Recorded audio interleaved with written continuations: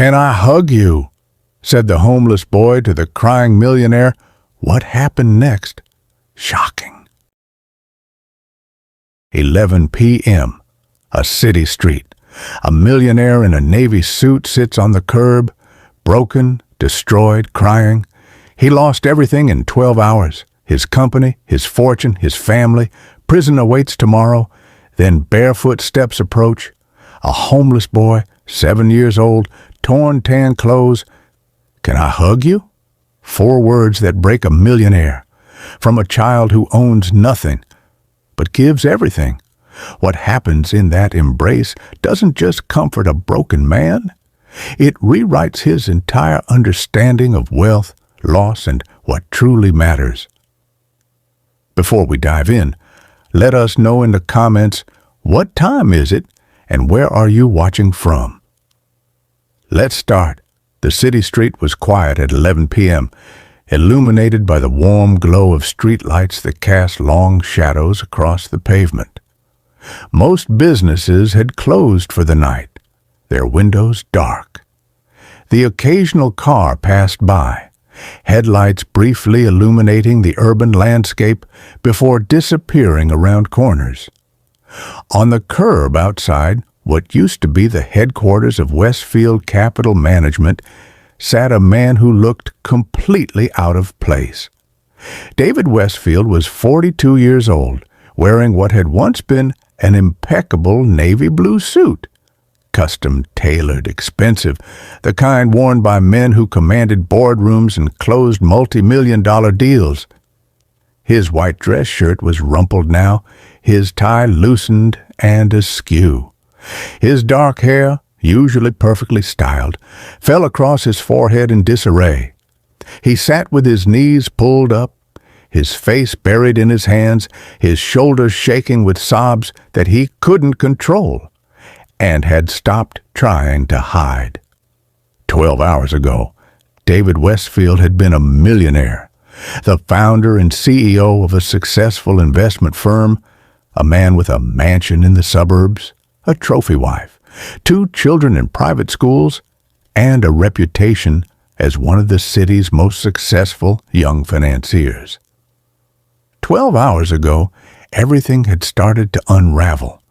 The SEC investigation had been going on for months, but David had been confident it would blow over. Yes, there had been some questionable trades. Yes, he'd bent a few rules, but everyone did that, didn't they? That's how you got ahead in finance. Except the evidence had been overwhelming. The fraud charges were filed at 9 a.m.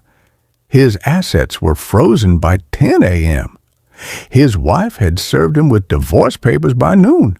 Apparently, she'd known this was coming and had been moving money into offshore accounts for weeks. His board had voted him out by 2 p.m. The media had descended by 3 p.m. By 6 p.m., David Westfield had lost everything. His company, his wealth, his family, his reputation, his freedom. There was a warrant out for his arrest, and his lawyer had advised him to turn himself in tomorrow morning. So he'd come here, to the building where it had all started 15 years ago, where he'd been hungry and ambitious and convinced that money was the only thing that mattered, where he'd made the first compromises that had eventually led to this moment. And he'd sat down on the curb and started crying, not quiet, dignified tears, ugly, gasping sobs, the kind that came from a soul realizing it had spent years building the wrong life. He didn't know how long he'd been sitting there, minutes, hours. Time had lost meaning. Then he heard footsteps approaching, small footsteps, light on the pavement. David didn't look up. He didn't care who saw him like this. What did it matter? By tomorrow his face would be all over the news anyway. Millionaire fraudster facing prison. Investment gurus fall from grace. The footsteps stopped directly in front of him. "Mister?" A child's voice, young, maybe 7 or 8 years old. "Are you okay?" David still didn't look up. "Go away, kid. You're crying. Are you hurt?" "I said go away." There was a pause. Then, "My mama used to say that when people cry on the outside, it's because they're hurt on the inside. The kind of hurt that doctors can't fix." Despite himself, David lowered his hands and looked up. A boy stood before him, dark-skinned, maybe 7 years old, with short black hair and wide, earnest eyes. He wore a tan or light brown long-sleeved shirt that was torn at the sleeves and hem, tattered like it had been worn for months without replacement. His matching tan pants were in similar condition, frayed, dirty, too big for his small frame, and held up with a piece of rope as a belt. No shoes. His bare feet were dirty on the pavement. A homeless child, obviously street living. Probably should have been in protective services, but had somehow slipped through the cracks. "Your mama's right," David said, his voice hoarse from crying. "I am hurt on the inside, but it's nothing you can help with." The boy tilted his head, studying David with unsettling perception. "You're wearing a fancy suit, but you're sitting on the ground crying, so I think maybe being rich didn't make you happy." David let out a bitter laugh. "I'm not rich anymore. I lost everything today. My money, my company, my family, everything." "Everything?" the boy asked. "Do you still have your arms and legs?" "What?" "Your arms and legs. You still have them, right?" "Yes, but can you still see and hear?" "Yes, but that's not—" "Then you didn't lose everything," the boy said matter-of-factly. "You lost some things, but not everything. I lost my mama 6 months ago. That's losing everything that matters. Money isn't everything." The simple truth of it hit David like a physical blow. This child, this homeless, barefoot child who owned nothing, was trying to comfort a millionaire who'd lost his fortune, and somehow making sense. "I'm sorry about your mama," David said quietly. The boy shrugged, but David could see the pain in his eyes. "Me too. But she taught me to be kind before she died. She said kindness is free, so we should give it away as much as we can." He took a step closer to David. "You look like you need kindness right now, mister. You look like you need someone to tell you it's going to be okay." "It's not going to be okay," David said. "I'm going to prison. I did things, illegal things. I hurt people to make money. I deserve what's happening to me." "Maybe," the boy said, "but deserving bad things and needing kindness aren't opposites. Mama said everyone deserves kindness even when they mess up, maybe especially when they mess up." David stared at this child, barefoot and homeless, offering wisdom that David's therapist couldn't provide in years of expensive sessions. "What's your name?" David asked. "Samuel. What's yours?" "David." Samuel extended his small, dirty hand. "Nice to meet you, David." David shook it, this formal gesture from a 7-year-old somehow more moving than any business handshake he'd ever received. Samuel looked at David's tear-stained face, at his slumped shoulders, at the utter defeat radiating from every part of him.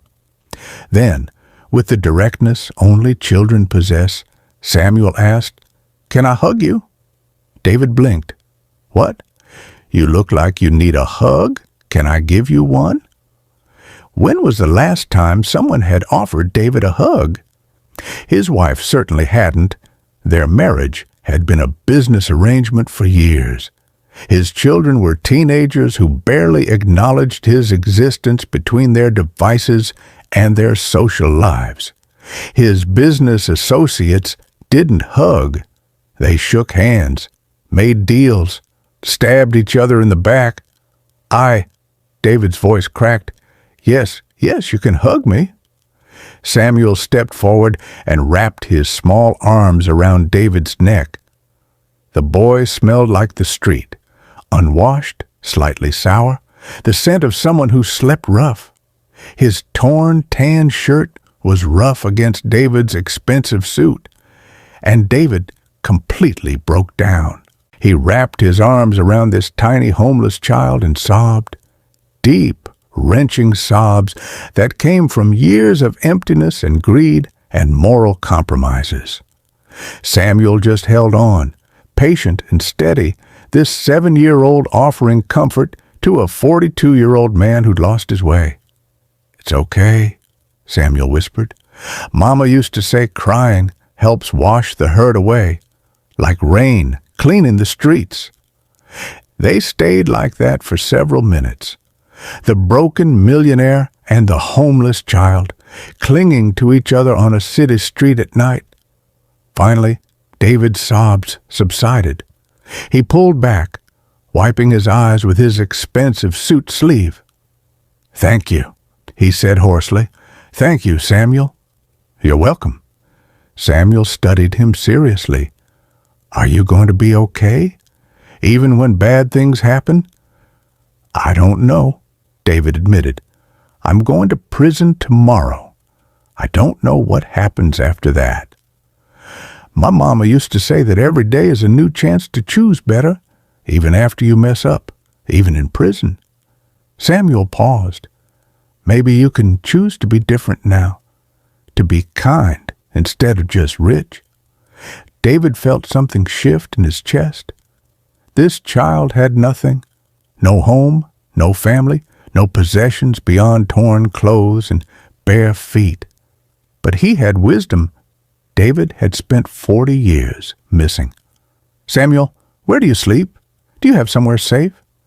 "Sometimes the shelter has space. Sometimes I sleep in the park under the bridge. It's okay, I manage." "That's not okay," David said firmly. He pulled out his wallet. It still had cash in it, though his accounts were frozen. $500, all the liquid money he had left in the world. He pulled it all out and held it toward Samuel. "I can't take that," Samuel said, stepping back. "Yes, you can. You gave me something tonight. Comfort, wisdom, kindness when I needed it most. Let me give you something back. This money is clean. I earned it before I started making bad choices. Use it for food, shelter, whatever you need." Samuel hesitated, then carefully took the money. "Thank you, David." "No, thank you.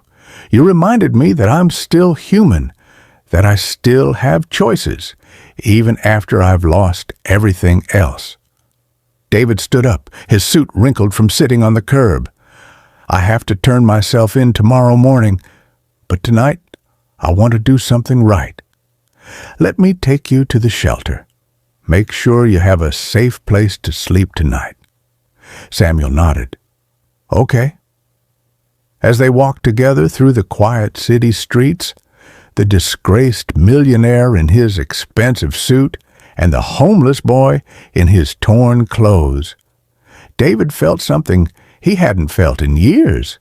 Purpose, real purpose. Not the hollow drive for more money, more success, more status, but the simple human purpose of helping someone who needed it. At the shelter, David made sure Samuel was registered, fed, and assigned a bed. He spoke with the director about programs for homeless youth, about fostering, about making sure this child didn't fall through the cracks. And tomorrow, when David turned himself in, he'd start working with his lawyer not on avoiding punishment, but on restitution, on paying back the people he'd defrauded, on using whatever skills he had to actually help people instead of exploit them. Because a 7-year-old boy with nothing had shown him that kindness was free, that compassion mattered more than cash, and that true wealth had nothing to do with bank accounts. As David left the shelter and headed home for his last night of freedom, he thought about Samuel's words. Every day is a new chance to choose better. He'd spent